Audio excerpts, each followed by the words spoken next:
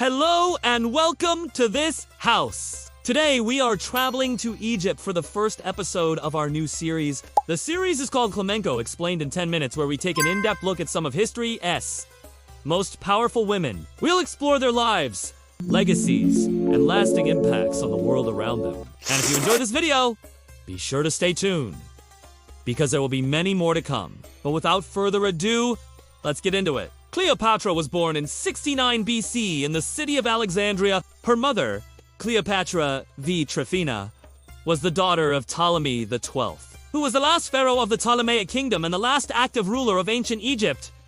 Although she ruled with her brother and sister, Cleopatra was considered the first true queen of the Ptolemaic dynasty, because all before her were male. You see, when Alexander the Great conquered Egypt in 332 BC, he left his friend Ptolemy in charge after his death. So the kingdom passed down through the men in his family until Ptolemy XII had children of his own. When he died, his son Ptolemy XIII took over, but ruled alongside his teenage sister Cleopatra. At the time, Cleopatra's younger sister, Selene, was only 7 years old. So despite being a child, no one thought that she would rule in the future. But while Cleopatra and Ptolemy were ruling together, they ended up killing each other, which brought Selene to power.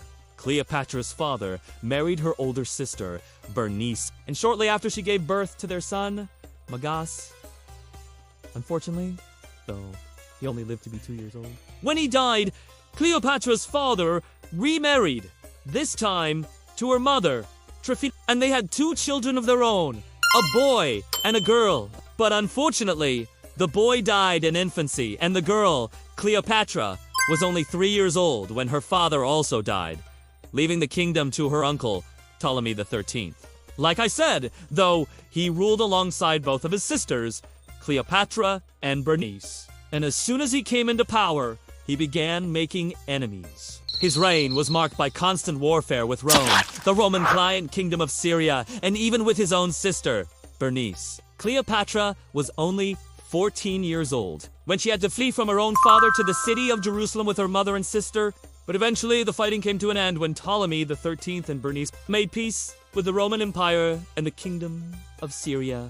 This was great news for Cleopatra and her family, because it meant that they could finally return to Alexandria. In fact, Ptolemy XIII and Bernice were so happy to have made peace with Rome that they decided to celebrate by having a huge feast. But it didn't last long, because the king's wife, his sister, and her mother were all poisoned just days apart from one another. You might think that it was simply a case of bad luck or food poisoning, but that's not entirely true. See, Cleopatra's rise to power is actually quite similar to Hamlet. In fact, scholars believe that Shakespeare's play was actually inspired by Cleopatra's story. Anyway, back then, Cleopatra was only 18 years old, and now the throne of Egypt belonged to her. She inherited her father's ambition and desire for independence from Rome, and during her reign, she faced a number of threats from the empire. For example, she had to pay a visit to Rome and ask Caesar for help against her uncle, who tried to seize power in Egypt.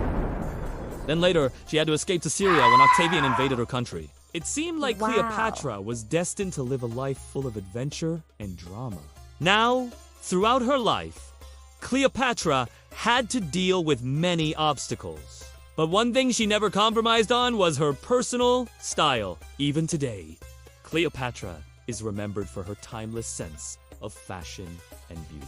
One of the most iconic images of Cleopatra is a portrait coin showing her wearing a tall crown decorated with the sun, disc, and cobra. She also wore a necklace with a pair of scarabs, and her dress had a Greek influence. But Cleopatra wasn't just a fashion icon. She was also a brilliant strategist and diplomat. During her lifetime, she forged alliances with some of the most powerful empires in the world, including Rome, Syria, and Greece. She understood the importance of projecting an image of power and strength and used her personal style to do just that.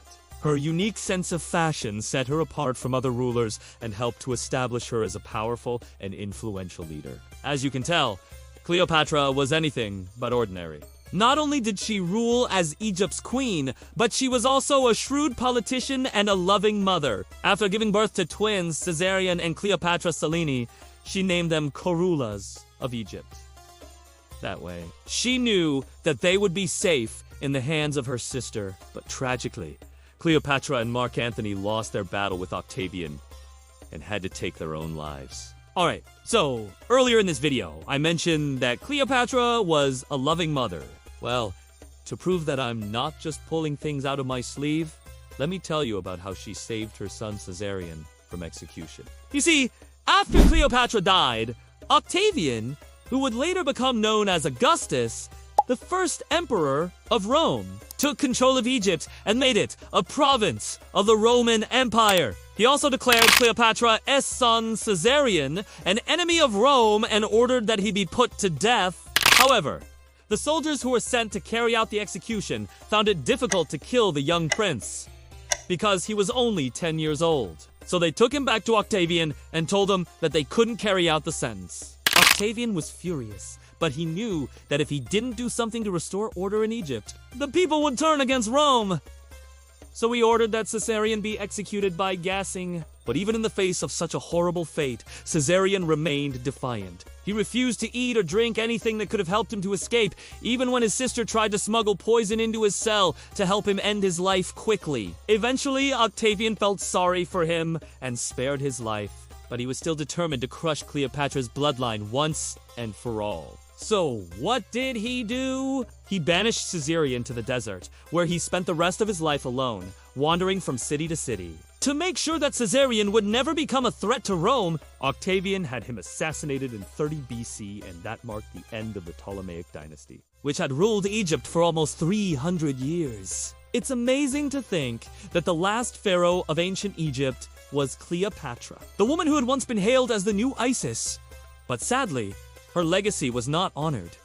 Instead, she was portrayed as a symbol of greed, lust, and betrayal. Many historians have written about her, but most of them were Roman propaganda meant to slander her name and justify Octavian's invasion of Egypt.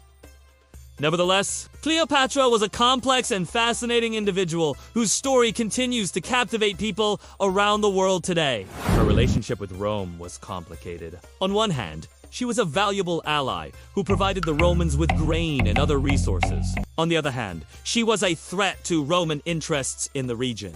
And ultimately, it was her desire for independence and her refusal to submit to Roman rule that led to her downfall. All right! Well, that's it for this episode. I hope you learned something new and exciting about Cleopatra. If you enjoyed this video, please leave us a like and subscribe if you haven't already. And don't forget to tune in next time for a new episode. Until then, remember to stay curious.